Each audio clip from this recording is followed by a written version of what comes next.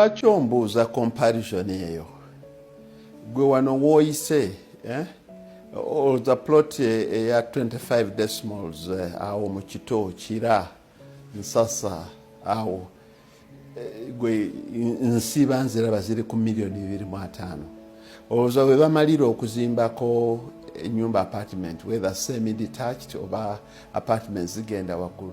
Don't you think they spend about 800 million? I normally see them being marketed on, on sale. Tebazi spending a million runana nziraba even a single unit, one single house nga bazitunda million runana mu 5. It's a matter of choice. Omuntu bw'abadde gwembuulira bw'okwata million runana mu 5 n'olutwala wali Kayunga Road na chifu muba mukono milioni 8.5 oba togula acres 5 ku 10 n'oteekako project eyo nga bw'ogirabye. Comparison mukola etali ntuufu.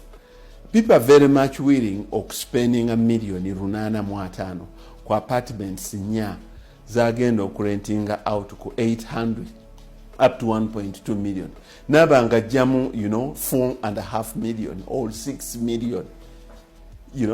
Ekyo kyoba kiraba bakyanguyira kibanyumira naye kati ekyo gamba nti kanzi investingemu ente 10 nakozesa abakozi bangi nnyo ekyo tekinyuma ate era n'ekyo ekirala kyobuuziza nti ente emu oba 2 naye nga zivaamu amata mangi ez'ekibeere ekinene kuggwe kiba kikola kubeeba erya kitono n'ekigendererwa. Waliwo ebuuzizza nti ente ezo ze bagamba ezivaamu liters 3.5 ekyo tekibeera ekidomola 1.5. Gwe oyinza okukkiriza nti ente esobola okuwanirira ekidomola 1.5 mu kibeere kyayaawo oba eno bagikama eri bagiriisa ebintu ebiweereza amata. Ekyo kyenva okunnyonnyola the difference between amata g'ente ezange na ziribwa emmere ya bulijjo naye nga nina nyingi nezimpa nange amata mangi okusinga kweri emu evaamu liters 3 oba 3.5. Obwongo bwange I'm not very scientific okukkiriza nti ente eyinza okuwanirira kilos 3.5 mu kibeere kyayo. Oleres kyemmanyi nti bagikama eri bagiwa n'amazzi erya enywanga bwe generating amata gegenda okufulumya. But in the end you have seen the quality of milk. I've told you nti amata gange tugakama kumakya nga abagenda ogatwala bagalindiridde olwokuba baagakakasa nti ente eno baziyita ngando oba nusubulaya ezitali 10 ku 10 zivaamu amata amalungi. Amata agange gasinga kukozesebwa abantu bagenda kukola yogurt.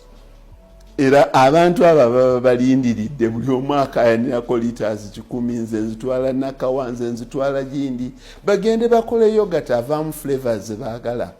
To me the key point ensonga esinga obukulu eri nti singa obeera n'ente ezitali nzungu nnyo ng'ente ekuwa liters 8 oba 10 oba 12 yes naye ng'olina eziwerako ekibalo kyo kiba tekivaayo bw'obanga olina omuddo gw'oziriisa. Nze nga bwendi nze sigamba gwe agenda n'ogula ebyokuliisa ku bbali eri. Nze ngamba nga nze alina ettaka lyange eringi alina omuddo gwange omungi nange nina era ogenda okubeera n'ente 3 nti nzikama mu liita buli emu 3. So omuntu akola ekintu kyawulira nga kyekyo kyekijja mu mbeera gy'alimu.